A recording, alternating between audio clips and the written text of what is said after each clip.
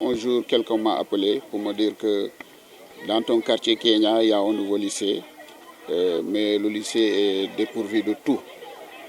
J'ai dit, bon, c'est important pour moi quand même d'apporter un soutien à ce lycée. D'abord en tant que fils de Kenya, mais aussi en tant qu'acteur de l'éducation, puisque vous savez que je suis enseignant avant d'être directeur photocopieuse multifonctionnelle, d'ordinateurs et d'une table de réunion qui peut prendre jusqu'à 8 places et d'une armoire. Donc l'armoire et la table, je les ai fait passer par bateau, c'est pour cela que ce n'est pas encore arrivé. Mais voilà comment est constitué le matériel. C'est pour moi une façon de contribuer à l'amélioration de l'éducation des jeunes qu'on a affectés dans ce lycée, puisqu'on m'a dit qu'il y a au moins 235 élèves. Donc voilà que se résume l'appui. Je pense que personne n'est mieux. La preuve, moi, je suis dans la mobilisation. Je vais mobiliser pour participer à cette action. Je rappelle que le GIR, qui est le groupe d'information républicain, je fais partie des membres au départ. Au départ, c'était le groupe d'information gouvernemental. Le président a demandé d'enlever le gouvernemental parce que ce groupe ne peut pas être un groupe pour informer des actions du gouvernement. Le gouvernement, c'est encore plus haut. Donc, j'ai été informé avant de venir ici et je pense que j'ai appuyé, j'ai donné mon appui en tant que responsable. Et donc, on est dans la mobilisation pour que la réussite de l'événement.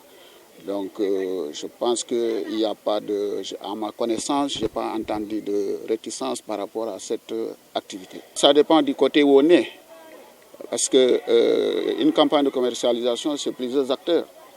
Il y a les huiliers, il y a les producteurs, et puis il y a les opérateurs semenciers.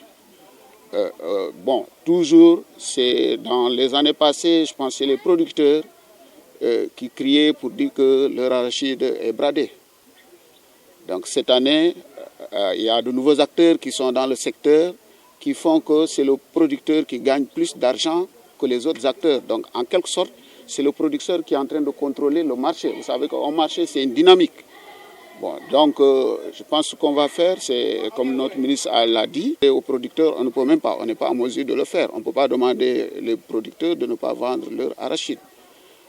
D'autres ont donné des propositions, ils ont demandé d'interdire les Chinois, mais je pense qu'il y a des accords internationaux que le Sénégal a signés.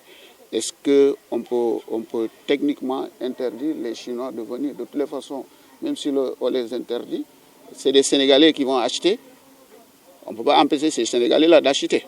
Ils vont acheter peut-être pour exporter.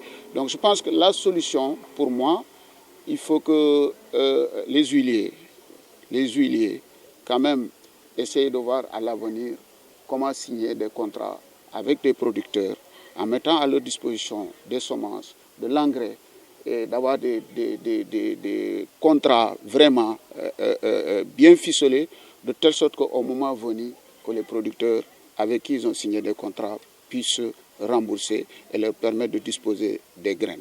Mais le marché est toujours dynamique.